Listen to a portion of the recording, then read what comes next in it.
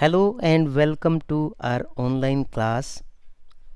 Students, today we are discussing chapter number 1 of Social and Political Life in class 8th, Understanding Diversity. Today I will explain this chapter in front of you. Kindly understand the topic. In this chapter we are going to discuss following contents. Here is the content of this chapter. First of all, what is diversity? What does diversity add to your lives? Diversity in India. How do we explain diversity? And unity in diversity. These topics we will discuss one by one. Before telling you about the definition of diversity, first of all, let me clear that when we see in our surrounding, we find all people are different from each other. They have their different features. Some are tall, some are short. Some people, they belong to different religions. They speak different languages. They have different colors. Gender is also different. So here you can understand the terminology, this definition of diversity, that it is a condition of society or a nation in which there are differences among the people on the basis of caste, color, religion, gender, etc. Meanwhile, diversity is a condition of a society in which all are having differences. Now, when you will see this chapter, you will find three different pictures. In the pictures, you will find that all pictures are looking different from each other. In our country, India, we have unity in diversity. How there is unity in diversity? That in India we speak different languages. We have many religions. We celebrate different religions, many castes, male, female, gender. We have different colors of the people in different parts, but we all are together. It shows that India is having unity in diversity. Here I have one story which is given in this chapter. This story is related to two friends, Samir Ek and Samir Do. Here let me tell you that there is a boy who sells newspaper at Janpath crossing. So every day he was selling his newspapers, and the another boy, he was reading newspaper every day. One day the boy who was reading newspaper, he asked for the Hindi newspaper from the newspaper seller boy. Then the boy who was selling newspapers got surprised. He asked, Bhaiya, do you know Hindi? He got surprised. The second boy said, Yes, I know Hindi also. It is my subject. Boy got surprised. He said, Subject? What is subject? What is the meaning of this subject? Then the boy who was reading newspaper, he said, Subjects we have in our school like Hindi, English, mathematics, social science, art, music, etc. Then the second boy, he asked, Have you ever gone to school? Then the boy who was selling newspaper, he said, No, I have not gone to any of the school. From my childhood, I used to sell these newspapers. Earlier, my mother helped me, but nowadays I am alone. Then he said, Why you are alone now? The boy said, Because my mother is not with me. She lives in Meerut. Then the boy asked him that, Do you want to become my friend? He said, What is your name? The first boy said, My name is Samir. And the other asked, What is yours? It was incredible. The another one also said, My name is Samir too. Both of them got surprised. Samir ek and Samir do. Then they shook their hands and they became friends. Next day, Samir had no smile on his face. The boy who was selling the newspaper, he was very sad. Then the second boy, he asked, Why are you so sad? He said that there is a trouble in Meerut. Many people are being killed in riots. Meanwhile, a dispute or when conflict arises between two communities, there was a communal right. Then he said, I am a Muslim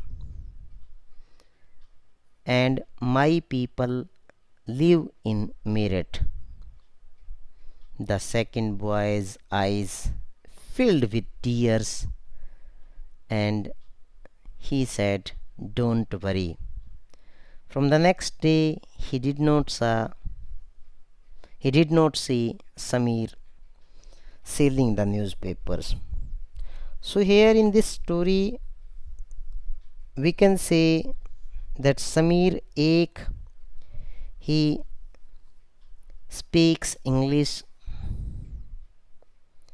he studies in a good public school, he lives in a city, he is a Hindu boy, whereas Samir, though he speaks only Hindi, he is a Muslim boy, he does newspaper selling work, he is a poor boy, but here this is the point to understand that both are friends. Religion, status is not a barrier in their friendship. They both are good friends. It shows unity in diversity in our country. You have seen that Samir Ek is a Hindu, Samir Do, the newspaper selling boy, is a Muslim, but both are friends. In our country, many religious community people live together: Hindu, Muslim, Sikh, Jain, Parsi, and many more. But all people live together, which shows unity in diversity. Now, what does diversity add to our lives? See, if a country has different religions, different castes, festivals, dresses, then it adds a lot in our lives. For example, we enjoy different foods. We can celebrate different festivals. We can celebrate Deepavali, Holi, Eid, Christmas, Guru Parv, Buddha Purnima, and even the celebrations of other religions too. We can taste food of other religious community also. In India, you are aware that we have diversity of foods. In some areas, you can have bajra chapati, makki di roti, idli, dosa, sambar, sarson da saag. Even in different regions, we have different food. We can wear different dresses. This is the facility and benefit of unity in diversity, that we can wear dhoti kurta, we can wear pant shirt, and different other dresses. We can celebrate different rituals. So it adds a lot, that because of the diversity we enjoy social, political, and geographical features of our country. You can see that diversity may be of religion, caste, race, gender. Meanwhile, different religious community live together, which makes a country unity in diversity. Now, how do we explain this diversity? Another para of this chapter, that in India, if we talk about the diversity, we have different languages, different types of foods, different festivals, different religions. So that make our country unity in diversity. Mean we all are together. We have brotherhood type of feeling. Okay. So this is the facility in our country, that we can share food of different religions. We can celebrate their festivals. We can celebrate their culture, enjoy their culture. People have different languages, music, different mixture of their culture. It influences the life of the other religious community also. So we may say that in our country, historically and geographically also, we have diversity of regions. Let us read about two different parts of the country which are having different physical features, different political features. So these two regions are Ladakh and Kerala. First of all, let's talk about Ladakh. If you are aware that it is a desert zone, it is a desert in the mountains in eastern part of our country. In this region, most of the time it is covered with the snow cap. Because of the high elevation in this region, it is covered with the snow cap. There are very few trees that can grow in this region.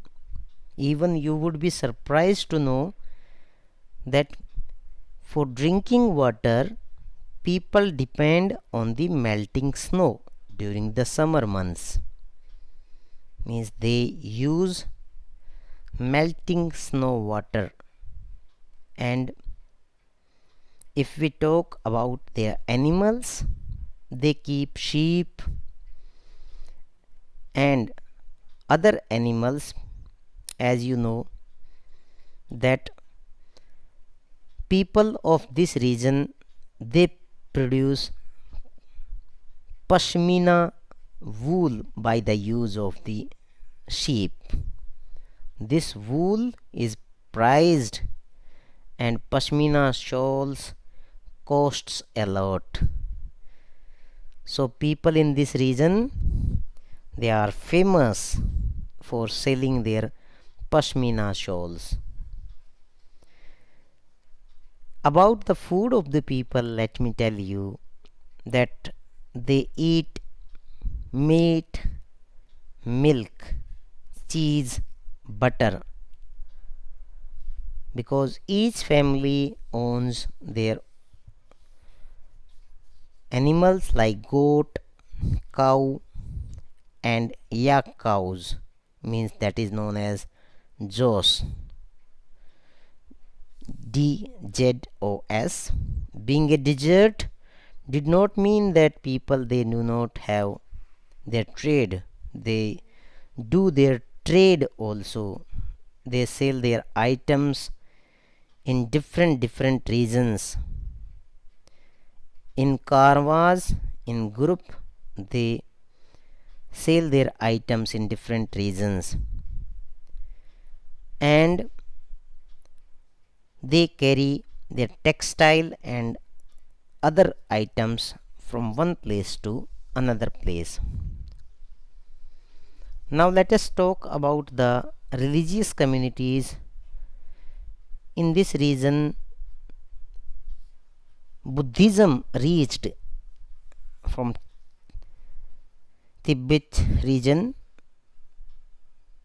Ladakh is also called Little Tibet. Islam was introduced in this region more than 400 years ago, and there is a significant Muslim population here. Although nowadays different religious community people they live in this region, and the national epic is Kesar Saga, that is local version of the Tibetan national epic Kesar Saga, that is performed and sung by the Muslims and Buddhists of this region. Now let me tell you about the another state which has totally different physical and political features from Ladakh. that is Kerala. It is situated in the southwest corner of India. Here we can see that this region Kerala, here you can see the Ladakh mountain regions. And now let us talk about Kerala. You can see that this area is full of greenery, situated near the coastal areas. It is surrounded by sea on one side and hills on the other side. This area has a number of spices like pepper, cloves, cardamoms, and others. It is the spices that made this region an attractive place for traders. If you remember, Jewish and Arab traders, they were the first to come here. The apostle of Christ, Saint Thomas, is believed to have come here nearly 2000 years ago, and he is credited with bringing Christianity to India. Many Arab traders, they also come and settle down in this region.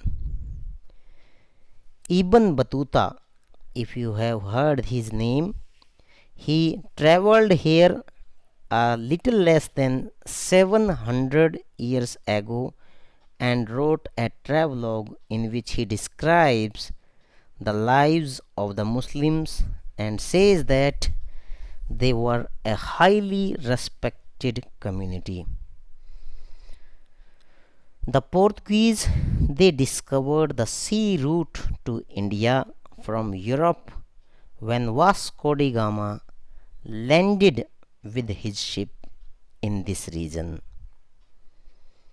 So it has a great importance in the unity of the country. People in this region, they practice different religions such as Judaism, Islam, Christianity, Hinduism, Buddhism. As you know that this is a coastal region, hence people used to catch fish from the coastal area.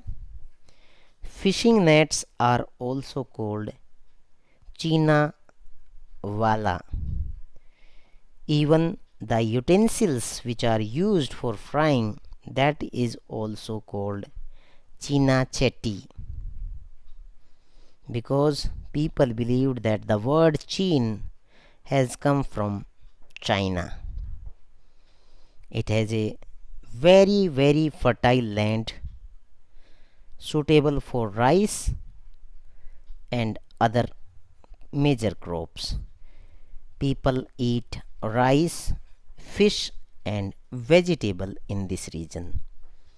So you might have observed that geographical and political features of this region, these two regions are totally different, which shows that in India, in different political and geographical regions, people of the country live together. They are united, which is the strength of the country, which shows that people are still together, and that is the unity in diversity. As you know that Britishers, they ruled in our country for many years. When they ruled India, women, men of different cultures, different religions, they came together. They fought with Britishers for their independence. Here is one example. One poem,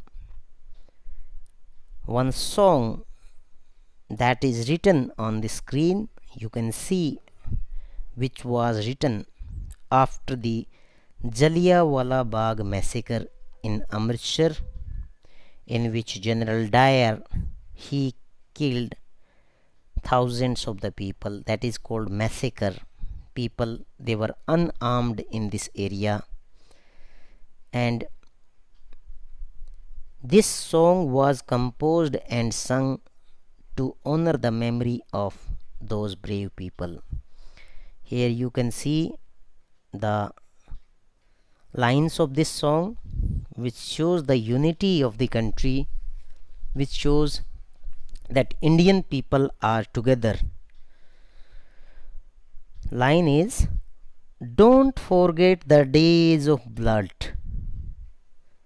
O friend, in the midst of your happiness, remember to shed a tear for us. Here it is the story. This song is dedicated to Jallianwala Bagh massacre people, those who died, those who were killed by the Britishers. About their bloodshed, it is said that the hunter has torn away very single flower. Do plant a flower in the desert garden, dear friend. Having fallen to bullets, we slept in Jallianwala Bagh. Do light a lamp on this lonely grave, O friend. The blood of Hindus and Muslims flows together today. Do soak your robes in this river of blood, dear friend. Some rot in jails while others lie in their graves. Do shed a few tears for them, O friend. This is very, very famous poem which shows that Hindus and Muslims, they fought together.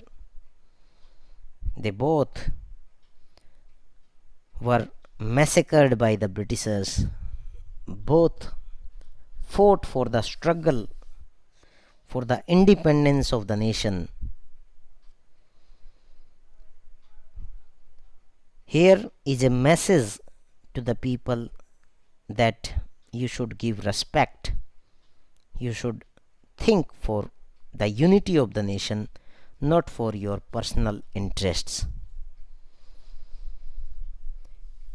Even in the book Discovery of India, Pandit Jawaharlal Nehru, he says that Indian unity is not something that is imposed from outside. He said that rather it was something deeper and within its folds. The widest tolerance of belief and custom was practiced, and every variety acknowledged and even encouraged.